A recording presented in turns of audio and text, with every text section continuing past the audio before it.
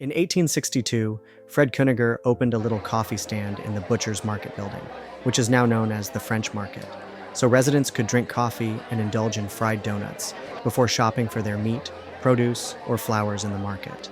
His dark roasted coffee mixed with chicory fought back the smell of vendors hawking fresh fish and produce, the thick, humid smell of the Mississippi River, and the shouts of merchants.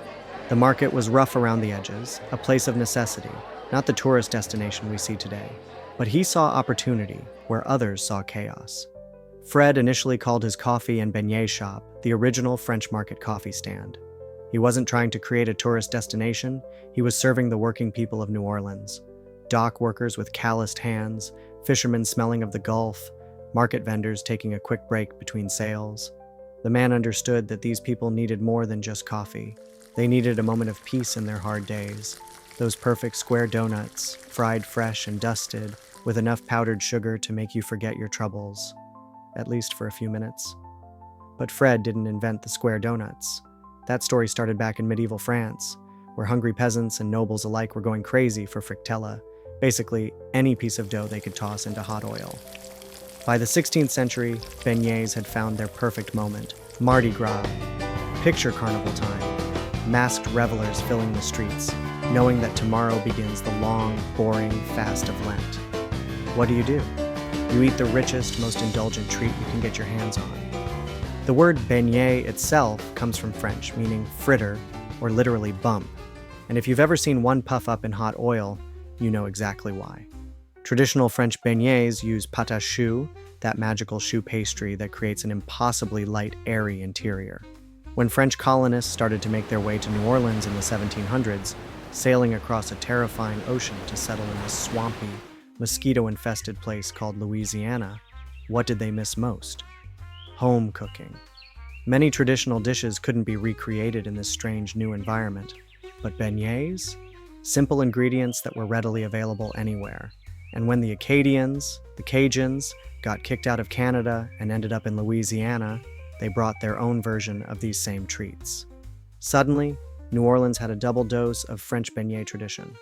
What Fred couldn't have known was that his simple coffee stand would outlast the Civil War, survive yellow fever epidemics, weather countless storms, and eventually become the heart of New Orleans' culinary identity.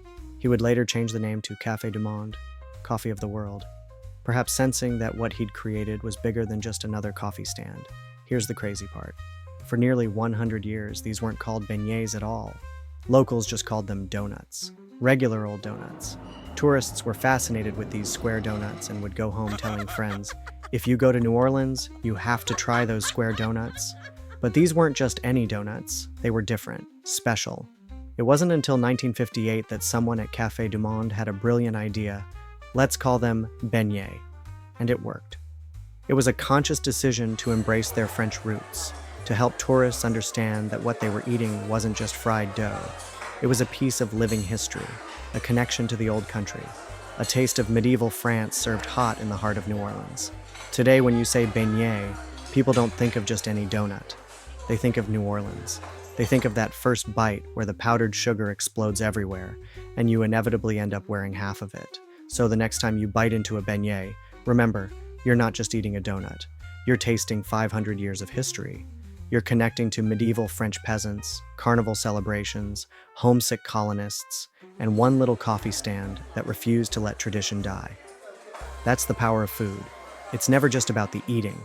It's about your friends, your family, and the stories, the connections, the sweet threads that tie us to our past and to each other. So let me ask you, do you want to get a beignet while you're in town? If so, give this video a thumbs up, and who knows, maybe we'll get one.